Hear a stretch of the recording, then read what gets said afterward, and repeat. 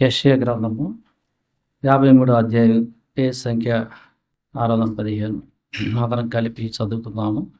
మేము తెలియజేసిన సమాచారము ఎవడు నమ్మెను? యెహోవా బాహువు ఎవరి బయలుపరచబడెను? లేత మొక్క వలెను ఎండిన భూమిలో మొలిచిన మొక్క వలెను అతడు ఆయన ఎదుట పెరిగెను. అతనికి సురూపమైనను సొగసైనను లేదు. మనం అతని చూచి అపేక్షించున్నట్లుగా అతని యొద్ద స్వరూపము లేదు. అతడు తృణీకరింపబడిన వాడును ఆయను, మనుషుల వలన విసర్జింపబడిన వాడును, వ్యసనాక్రాంతుడుగాను వ్యాధిని అనుభవించిన వాడుగాను మనుష్యులు చూడనల్లనిగాను ఉండెను. అతడు తృణీకరింపబడిన వాడు గనుక మనము అతనిని ఎన్నిక చేయకపోతిమి. నిశ్చయముగా అతడు మన రోగములను భరించెను, మన వ్యసనములను వహించెను. అయినను మొత్తబడిన వానిగాను దేవుని వలన బాధింపబడిన వానిగాను శ్రమ నొందిన వానిగాను మనం అతనిని ఎంచితిమి. మన అతిక్రమములను బట్టి అతడు గాయపరచబడెను, మన దోషములను బట్టి నలుగగొట్టబడెను. మన సమాధానార్థమైన శిక్ష అతని మీద పడెను. అతడు పొందిన దెబ్బల చేత మనకు స్వస్థత కలుగుచున్నది. మనమందరము గొర్రెల వలె త్రోవ తప్పితిమి. మనలో ప్రతివాడును తనకిష్టమైన త్రోవకు తొలిగెను. యెహోవా మన యందరి దోషమును అతని మీద మోపెను. అతడు దౌర్జన్యము నొందెను, బాధింపబడినను అతడు నోరు తెరవలేదు. వదకు తేబడు గొర్రెపిల్లయు, బొచ్చు కత్తిరించు వాని ఎదుట గొర్రెయు మౌనముగా నుండునట్లు అతడు నోరు తెరవలేదు. అన్యాయపు తీర్పు నొందిన వాడై అతడు కొనిపోబడెను. అతడు నా జనుల అతిక్రమమును బట్టి మొత్తబడెను గదా. సజీవుల భూమిలో నుండి అతడు కొట్టివేయబడెను. అయినను అతని తరములో ఈ సంగతి ఆలోచించిన వారెవరు? అతడు మరణమైనప్పుడు భక్తిహీనులతో అతనికి సమాధిని నియమింపబడెను. ధనవంతుని యొద్ద అతడు ఉంచబడెను. నిశ్చయముగా అతడు అన్యాయమేమియూ చేయలేదు. అతని నోట ఏ కపటమును లేదు. అతని నలుగగొట్టుటకు యెహోవాకు ఇష్టమాయెను. ఆయన అతని వ్యాధి కలుగు చేసెను. అతడు తన్ను తానే అపరాధ పరిహారార్థ బలి చేయగా అతని సంతానము చూచును. అతడు దీర్ఘాయుష్మంతుడగును. యెహోవా ఉద్దేశము అతని వలన సఫలమగును. అతడు తనకు కలిగిన వేదనను చూసి తృప్తి నొందును. నీతిమంతుడైన నా సేవకుడు జనుల దోషములను భరించి తనకున్న అనుభవ జ్ఞానము చేత అనేకులను నిర్దోషులుగా చేయును. కావున గొప్పవారితో నేను అతనికి పాలు పంచిపెట్టెదను. గనులతో కలిసి అతడు కొల్ల సొమ్ము విభాగించుకొనును. ఏలయనగా మరణము నొందునట్లు అతడు తన ప్రాణమును ధారపోసెను. అతిక్రమము చేయువారిలో ఎంచబడిన వాడాయను. అనేకుల పాపములను భరించుచు తిరుగుబాటు చేసిన వారిని గూర్చి విజ్ఞాపన చేసెను. ఈ లేఖనం యేసుప్రభువారు జీవితాన్ని, ముఖ్యంగా సిలువలో ఆయన చేసిన కార్యాల గురించి, పడిన బాధను గురించి వివరిస్తూ ఉంది. యేసుప్రభువారు దేవుని యొక్క ఉద్దేశానుసారంగా సర్వమానవుల యొక్క పాపం శిక్షణ భరిస్తానికి ఈ లోకానికి వచ్చినట్లుగా వస్తాడు అని ముందుగా యెషయా ద్వారా మాట్లాడినట్లు కూడా మనం చూస్తున్నాం. 10వ వచనం చదివితే, అతన్ని నలుగగొట్టుటకు యెహోవాకు ఇష్టమాయను. అంటే దేవుని చిత్తానుసారంగా ఆయన సిలువలో ప్రాణం పెట్టాడని తెలుస్తుంది. 11వ వచనంలో అతడు తనకు కలిగిన వేదనను చూసి తృప్తి పొందును. నీతిమంతుడైన నా సేవకుడు. యేసుప్రభు వారిలో ఏ కపటము లేదని మనకి 9వ వచనంలో కూడా చెప్తున్నారు. నిశ్చయముగా అతడు అన్యాయం ఏమీ చేయలేదు. అతని నోట ఏ కపటము లేదు. నీతిమంతుడైన నా సేవకుడు 11వ వచనం. జనుల దోషమును భరించి, అంటే ఈరోజు మనం ఆరాధన చేస్తున్నాం, మన దోషాన్ని భరించి తనకున్న అనుభవ జ్ఞానము చేత, కింద ఫుట్ నోట్లో తన్ను గూర్చిన జ్ఞానము చేత అనేకులను నిర్దోషులుగా చేయను. మనమైతే అందరం కూడా 6వ వచనం, గొర్రెల వలె తప్పిపోయాము. ప్రతివాడు మనలో ఎవరికి ఇష్టం వచ్చినట్లుగా పాపంలో నడిచాము.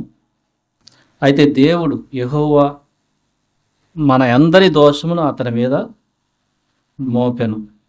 సో మన యొక్క దోషాన్ని ప్రభు సిలువలో మోసాడు, వ్యాధిని అనుభవించాడు. 3వ వచనం, తునీకరింపబడిన వాడయ్యాడు. ఎవరు కూడా ఆయన్ని లక్ష్య పెట్టలేదు. యేసుప్రభు వారు ఈ లోకానికి వచ్చినప్పుడు వాళ్ళ ఇంట్లో వాళ్ళు కూడా ఆయన్ని అర్థం సరిగా చేసుకోలేదు. ఆయన ఎవరిలో అయితే జన్మించాడో యూదులు కూడా ఆయన్ని ఎవరు అర్థం చేసుకోలేదు. అన్ని జనులు కూడా ఎవరు అర్థం చేసుకోలేదు. మనుషుల వలన ఆయన విసర్జింపబడిన వాడు అయ్యాడు. మన కోసం ఆయన మనుషుల వలన తునీకరించబడిన వాడుగా, ఎవరు లెక్క చేయని వాడుగా, వ్యసనాకాంతుడిగా, 3వ వచనంలో అంటే బాధని అనుభవించిన వాడుగా, ఒక వ్యాధిని అనుభవించిన వాడుగా ఆయన సిలువ కార్యాన్ని చేశాడు.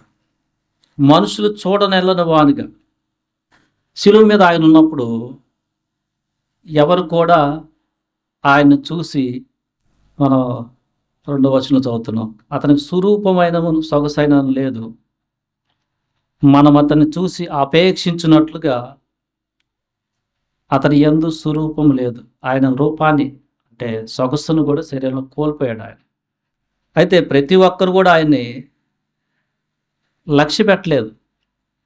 4వ వచనంలో నిత్యముగా అతడు మన రోగాల్ని భరించాడు, మన వ్యసనాల్ని, మన బాధల్ని, వ్యసనాలంటే సారోస్, బాధలు వహించాడు. ఆయనను మొత్తబడిన వానిగాను, దేవుని వలన బాధపడిన వానిగాను, శ్రమనొందిన వానిగాను మనం అతన్ని ఎంచితిమి. చాలామంది కూడా ఆయన గురించి సరిగా అర్థం చేసుకోలే. ఇన్ఫ్యాక్ట్ ఎవరు కూడా అర్థం చేసుకోలేదు. అందరూ దేవుని చేత బాధపడిన వాడని, శ్రమనొందాడని అనుకున్నాడు. కానీ ఆ సమయంలో ఎవరు కూడా ఆయన్ని అర్థం చేసుకోలేదు. మన అతిక్రమం బట్టి అతను గాయపరచబడెను. యేసుప్రభు వారు నా అతిక్రమాన్ని బట్టి గాయపరచబడ్డాడు, నీ అతిక్రమాన్ని బట్టి గాయపరచబడ్డాడు. అది మనం గుర్తెరగాల. రక్షించబడిన మనము, మన పాపాలు ఆయన్ని గాయానికి గురి చేశాయి, మన దోషాలు ఆయన్ని నలగొట్టాయి. దేవునితో మనకు సమాధానం వస్తానికి ఆ శిక్షని ఆయన సిలువలో భరించాడు. ఆయన పొందిన దెబ్బల చేత మనకి స్వస్థత కలుగుచున్నది. ముఖ్యంగా ఇది ఆత్మీయపరమైన స్వస్థత. మన ఆత్మకి జీవం వచ్చింది. చనిపోయిన నిత్య నాశనానికి వెళ్ళవలసిన మన ఆత్మకి ఆయన పొందిన దెబ్బల చేత జీవం వచ్చింది, స్వస్థత వచ్చింది. ఆయన సిలువలో నోరు తెరవలేదు. 7వ వచనం, దౌర్జన్యం పొందాడు. వదకు తేబడు గొర్రె పిల్లయు బొచ్చు కత్తిరించు వాని ఎదుట గొర్రె పిల్లయు మౌనముగా ఉన్నట్లు అతను నోరు తెరవలేదు. ఈరోజు మనం ప్రభుని ఆరాధన చేస్తున్నాము. ఇదంతా మన కోసమే. అయితే దేవుడు న్యాయవంతుడు కాబట్టి 10వ వచనంలో అతడు దీర్ఘాయుష్మంతుడగును, ఆయన చనిపోయి తిరిగి లేచాడు. యెహోవా ఉద్దేశము ఆయన వలన సఫలమైంది, సర్వమానవాళికి పాప క్షమాపణ, వారి దోషాలకి శిక్ష జరగాలి అని దేవుడు మానవుని ప్రేమించి తన కుమారుని పంపి ఆయన మీద శిక్ష వేసి, తన కుమారుడు సిలువలో బాధించబడిన వాని వదకు తేబడిన గొర్రెపిల్లలాగా, వ్యసనాక్రాంతుడిగా, తునీకరించబడిన వాడుగా, స్వరూపము లేనివాడుగా, అన్యాయంగా ఆయన శిక్షను పొందిన వాడిగా ఉన్నాడు. ఆయనలో ఏ కపటం లేదు. ఆయన సిలువలో ఈ శిక్షనంతా భరిస్తూ ఉన్నప్పుడు చాలామంది ఆయన్ని మాట్లాడినారు. ఆయన నోరు తెరవలేదు, నా కోసం, మీకోసం. సో మనమైతే ప్రతి ఒక్కరం కూడా ఎవరికి తోచినట్టు వాళ్ళు వెళ్ళాం, ఎవరి పాపంలో వాళ్ళు ఉన్నాం. ఈరోజు మీకు కూడా రక్షణ లేని వారికి మంచి మాట ఏంటంటే, యేసుక్రీస్తుని సిలువలో నీ కొరకు బాధ పొందాడు, ఆయన మరణించాడు, సమాధి చేయబడి 3వ దినాన్ని తిరిగి లేచాడు. ఇది నువ్వు నమ్మితే, రక్షణ లేని నువ్వు నమ్మితే నీ ఆత్మకి జీవము వస్తుంది, దేవునితో నీకు సమాధానం వస్తుంది. ఎందుకంటే నీకు సమాధానం వస్తానికి కావాల్సిన శిక్షణ ఆయన భరించాడు. ఆనాడు చాలామంది ఆయన తుణికరించారు. అయితే యేసు ప్రభువారు తిరిగి లేచిన తరువాత ఆయన చాలామంది అంగీకరించారు. ఆయన శిష్యులు సువార్తను ప్రకటించినప్పుడు ప్రపంచంలో అన్ని జాతుల నుంచి, అన్ని భాషల నుంచి, అన్ని ప్రాంతాల నుంచి ఆయన అంగీకరించారు. యెహోవా యొక్క ఉద్దేశము ఆయన ద్వారా సఫలమైంది. నీతిమంతుడైన నా సేవకుడు యేసు క్రీస్తులో పాపం లేదు. ఆయన నీతిమంతుడు. అయితే నా పాపాల నిమిత్తము, నీ పాపం నిమిత్తము, ఆయన నీ అతిక్రమాల నిమిత్తము నలుగొట్టబడ్డాడు. అది జాగ్రత్తగా ఆలోచించాయి. ఈరోజు వాక్యం నువ్వు వింటున్నావు. ఆనాడు ఇథియోపియా మంత్రి యెరూషలేములో ఆరాధన చేసుకుంటే ఈ లేఖనం చదువుతుంటే ఫిలిప్పు సువార్త చెప్పాడు. ఎవరి గురించి ఇది రాశారంటే యేసుక్రీస్తును అనుసరించి సువార్త చెప్పాడు. యేసుక్రీస్తు ఎవరంటే నీ పాపములకు నీకు పడవలసిన శిక్షని సిలువలో భరించటానికి పంపిన నీతిమంతుడైన సేవకుడు, దేవుని కుమారుడు. నువ్వు అంగీకరిస్తే నీ పాపాల నిమిత్తం ఆయన ప్రాయశ్చిత్తం, వ్యసనాక్రాంతుడుగా, సిలువలో బాధ పొందిన వాడుగా, శ్రమ నొందిన వాడుగా, తునీకరించబడిన వాడుగా ఆయన నా పాపం కోసం అయ్యాడు. ఆయన నా పాపం కోసము సిలువలో దిగంబరుడయ్యాడు. ఆయన బట్టలు కూడా చీట్లు వేసుకున్నారు. ఆయన పరిశుద్ధమైన రక్తాన్ని చివరి బొట్టు దాకా కార్చాడు. నేనైతే నా యవ్వన కాలంలో పుట్టినను మొదలుకొని నా మధ్య వయస్సులో ఇప్పటికి కూడా నేను పాపస్థితిలో ఉన్నాను అని నువ్వు ఆయన సిలువ వైపు చూసి, ప్రభువా నన్ను క్షమించు అంటే, ఆయన తనకున్న అనుభవ జ్ఞానం చేత అనేకులను నిర్దోషులుగా చేస్తాడని ఉంది. నీవు కూడా దేవుని ముందు నిర్దోషం అవుతావు. నీ మంచితనాన్ని బట్టి కాదు, దేవుని ప్రేమ బట్టి, ఆయన కుమారుడైన యేసుక్రీస్తు నీ పాప శిక్ష భరించడం బట్టి నువ్వు దేవుని ఎదుట నీతివంతుడిగా నిలబెడతావు. రేపు న్యాయ విమర్శ జరిగే రోజులు. రక్షణ పొందిన మనము ఈరోజు మనం నా కోసం స్వరూపం కలిగిన ఆయన సిలువలో స్వరూపాన్ని కోల్పోయాడు. ఆయన సిలువలో వేలాడుతూ ఉన్నప్పుడు అందరూ ఎగతాళి చేశారు. దేవాలయాన్ని పడగొట్టి 3 రోజుల్లో కట్టేవాడు సిలువలో నువ్వు బయటకు వచ్చి నన్ను కూడా రక్షించని పక్కనున్న దొంగే అన్నాడు.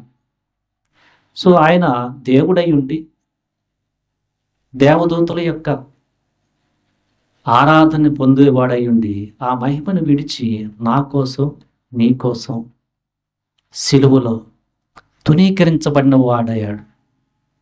అప్పుడున్న ప్రజలు, యూదా ప్రజలు బందిపోటు దొంగని మాకు కావాలన్నారు కానీ క్రీస్తును వద్దన్నారు. ఎందుకంటే నా కోసం, రక్షించబడిన నీ కోసం ఆయన స్వజనుల చేత కూడా తునీకరించబడ్డాడు. మనమైతే గొర్రెల వలె తప్పిపోయాం. అబద్ధాలు చెప్పటం, వ్యభిచారం చేయటం, దొంగతనం చేయటం, విపరీతంగా కోపపడటం, బూతులు మాట్లాడటం, అన్యాయం చేయటం, తాగటం, ఎన్ని పాపాలు. ఒకడు బాగుంటుంది చూడలేకపోవటం. ప్రతి ఒక్కరికి కూడా మనం పాపం చేసిన వారమే. అయితే దేవుని కృపను బట్టి మనకు ఒప్పుదల వచ్చింది, మనం రక్షించబడ్డాం. రక్షణ లేని మీరు యేసుక్రీస్తు ఆయన గాయపడిన హస్తాన్ని నీ వైపు చూస్తూ పిలుస్తున్నాడు. రేపేం జరుగుతుందో నేను తెలియదు. ఈరోజే రక్షణ దినము. నువ్వు నీ ఆలోచన బట్టి వెళ్ళబాకు. ఆయనకు అప్పచెప్పుకుంటే నీ ఆత్మకి స్వస్థత కలుగుతుంది. లేకపోతే నిత్య నాశనానికి నీ ఆత్మ వెళ్తుంది. అది చాలా ప్రమాదకరమైన ప్రదేశం. అగ్నిలో నీ ఆత్మ నిరంతరం బాధపడుతూ ఉంటుంది. నరకము సత్యమని యేసుప్రభు వారు తన బోధలో కూడా చాలాసార్లు మాట్లాడాడు. ఆ నరకాన్ని నుంచి నువ్వు తప్పించుకోవాలంటే దేవుడు నీకు ఇచ్చిన ఒక అవకాశం, ఒక బహుమతి ఏంటంటే ఆయన కుమారుడైన క్రీస్తు. ఆయన పేరులోనే ఆయన వైపు తిరిగిన వారి పాపాలని రక్షిస్తాడని అర్థం. యేసు అంటే, క్రీస్తు అంటే దేవుని చేత అభిషేకించబడి ప్రజల పాపములను భరిస్తానికి పంపబడిన అభిషిక్తుడని అర్థం. ఆ యేసుక్రీస్తును నమ్ముకుంటే నీ పాపాలకు క్షమాపణ వచ్చి దేవుని ఉగ్రత నీ మీద నుంచి పోతుంది. నీవు ఆయన మరలా వచ్చినప్పుడు యేసుక్రీస్తు చెప్పాడు, మరలా వస్తాను అన్నాడు. ఈ మధ్యలో నువ్వు వింటున్న మాట ఏంటంటే ఇది మంచి మాట. అది ఎప్పటికైనా నీ పాపాలని నువ్వు ప్రభు ముందు ఒప్పుకొని ఆ పాప జీవితాన్ని, ఈ లోకం వైపు తిరుగుతున్న నీ జీవితాన్ని వదిలేసి క్రీస్తు వద్దకు వస్తే నీకు రక్షణ వస్తుంది.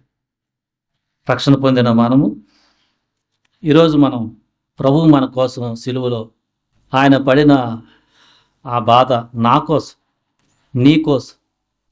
అతడు తన్ను తానే, 10వ వచనం, తన్ను తానే అపరాధ పరిహారార్థ బలిగా చేసుకున్నాడు. యేసుప్రభు వారు ముందే చెప్పారు, నేను సిలువలో ప్రాణాన్ని పెడతాను, మళ్ళా నేను తీసుకుంటాను. పాత నిబంధనలో ముందుగానే చెప్పబడిన లేఖనాలన్నీ కూడా జరగాలని అలా జరిగింది. కానీ ఆయన శక్తిమంతుడు కాదు అని కాదు.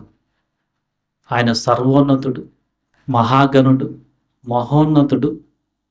ఆయన సర్వశక్తిమంతుడు, సర్వాధిపతి, రాజులకు రాజు, ప్రభులకు ప్రభు. అది రాయబడింది. కానీ నా పాపము నిమిత్తము, నీ పాపము నిమిత్తము ఆయన ఇష్టపడి అపరాధ పరిహారార్థ బలిగా దేవునికి చెల్లించాడు. ఈ మంచి మాటను నమ్మితే నీకు రక్షణ వస్తుంది. రక్షణ అంటే నీ ఆత్మ నరకానికి వెళ్ళకుండా దేవుని దగ్గరికి వెళ్తుంది. అంతేకాదు, ఇక జీవితం, కొత్త లైఫ్, కొత్త జీవితాన్ని నువ్వు జీవిస్తానికి కావాల్సిన ఆత్మ సహాయాన్ని ఆయన ఇస్తాడు. రక్షణ లేని ఓ బిడ్డ జాగ్రత్త పడు. నువ్వు ఒక్కడే కాదు, ప్రభువుని నమ్ముకుంది చాలామంది నమ్ముకున్నారు. యేసు ప్రభు వారు నిజమైన దేవుడిని సాక్ష్యం ఇస్తానికి ఆయన శిష్యులు అందరూ కూడా ప్రాణం పెట్టడానికి కూడా పెట్టారు. ఆయన సత్యము, ఆయన గురించి సాక్ష్యం ఇచ్చిన వారు ఉన్నారు. ఈనాడు కూడా ఎంతోమంది, ఈ చిన్న సంఘంలో మీరు గమనించినట్లయితే కొంచెం మీరు జాగ్రత్తగా ఆలోచిస్తే ఇక్కడున్న వాళ్ళు కూడా ఒకప్పుడు పాపంలో నడిచేవాళ్ళు ఇప్పుడు ప్రభువుని బట్టి వారి బ్రతుకులు బాగుపడ్డాయి. అంటే వారు కొత్తగా జన్మించారు అని నువ్వు గమనించు, ఆలోచించేయి, భయపడబాక. ప్రభువు నీలోకొచ్చి నిన్ను నడిపిస్తాడు. నువ్వు భయపడాల్సిన పని లేదు. సమయాన్ని వృధాగా పాలించుకో. 2025, 2026, 2027 సంవత్సరాలు వెళ్ళిపోతూనే ఉన్నాయి. ఈ భూమి మీద నువ్వు సర్వకాలం ఉండవని కూడా నీకు తెలుసు. అతి ముఖ్యమైనది జీవితంలో చాలా ముఖ్యమైన డెసిషన్ నువ్వు తీసుకుంటానికి నువ్వెంతకు ఆలోచిస్తావు? ఈనాడే ఆయన పిలుస్తున్నాడు. భూతికింత నివాసుల వారు నా వైపు చూసి రక్షణ పొందండి. ఆయన నీ హృదయాన్ని తడతా ఉన్నాడు. లేట్ చేసుకోకు. రేపేం జరుగుతుందో నీకు తెలియదు. జాగ్రత్త. ఇది సున్నితంగా ఉన్న చాలా మంచి మాట. ఇది చాలా జాగ్రత్త పడాల్సిన మాట. ఇది నెగ్లెక్ట్ చేయొద్దు. రక్షణ పొందిన మనం, నా కోసం ప్రభువా నువ్వు సిలువలో వ్యాధి నొందిన వాడికి, తునీకరింపబడిన వాడికి, సొగసు లేకుండా ప్రతి ఒక్కరి చేత అపశంసపడిన వాడికి నువ్వు బాధని అనుభవించావు. నీవు దేవుడు, నీవు నీతిమంతుడు, నీలో కపటము లేదు. నేనైతే గొర్రె వలె త్రోవ తప్పాను. నాకు ఇష్టమైన మార్గంలో పాపం చేశాను.